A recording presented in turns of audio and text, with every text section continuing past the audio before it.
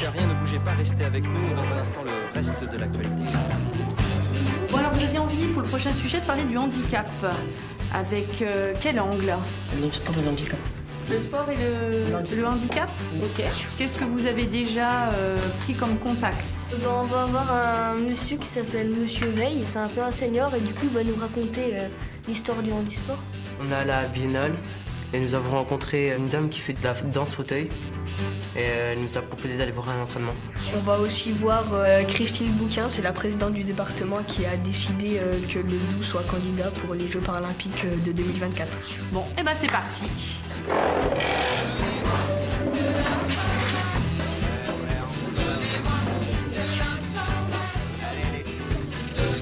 Et une fois n'est pas coutume, c'est dans l'action que démarre l'investigation de nos 3 reporters du jour. Rendez-vous à l'école Viotte de Besançon, où les enfants du primaire sont sensibilisés à la question du handicap.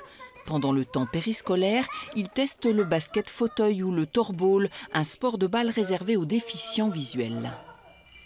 Ça permet de faire parler d'handisport et de montrer aux jeunes aussi en même temps, c'est de les sensibiliser au handicap. Et ce qui est sympa avec le sport, c'est que c'est plus ludique. Donc on a une approche du handicap un peu plus ludique. Aujourd'hui, tous les sports ou presque ont été pensés pour être pratiqués en situation de handicap. Denis Veil, grand sportif, est en fauteuil depuis 50 ans. Autant dire qu'il a été précurseur pour imposer le handisport. Je crois qu'on a tous plus ou moins envie de faire du sport, enfin plus ou moins, mais bon, beaucoup d'entre nous, quand on est handicapé, on n'a pas moins envie qu'un autre, au contraire, peut-être plus, parce que justement, on veut un peu plus sortir de ce handicap. Tennis, basket, handbike, Denis Veil a testé et encouragé au développement du handisport et des relations avec les valides. Il a aussi vu évoluer les mentalités au fil des années. Le sport pour les handicapés était très peu répandu, très peu organisé. Et le regard des gens, des valides en tout cas, il n'y en avait quasiment pas parce qu'il y avait très peu d'interaction entre le monde des handicapés et le monde des valides. Ça, c'est les premiers Jeux Olympiques. Donc ça avait lieu en Angleterre, juste après-guerre, après la guerre de 39-45. Alors ça, c'est un peu l'ancêtre des fauteuils d'athlétisme. Ils ont des plus grandes roues et ce qu'on appelle la main courante pour pousser plus petite. Voilà. Évolution du matériel, changement d'image du handisport, les Jeux Olympiques sont à chaque fois un coup d'accélérateur. Le département du Doubs, partant de ce constat, a décidé de se porter candidat pour aider à l'organisation des Jeux paralympiques de 2024. On a vécu des moments exceptionnels avec la Coupe du Monde, on a vécu des moments exceptionnels avec le hand, on a vécu des bons moments avec la lutte, avec tous les sports. Mais le handicap, on doit s'y intéresser parce que c'est une partie de nous.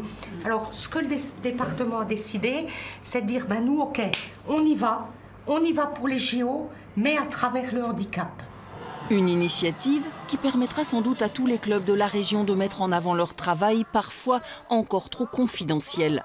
Nos reporters ont ainsi déniché une section de danse fauteuil qui permet aux personnes handicapées de changer de statut. Maintenant, elles sont reconnues en tant que danseuses et plus en tant que personnes handicapées. Et du coup, le statut de la personne change énormément.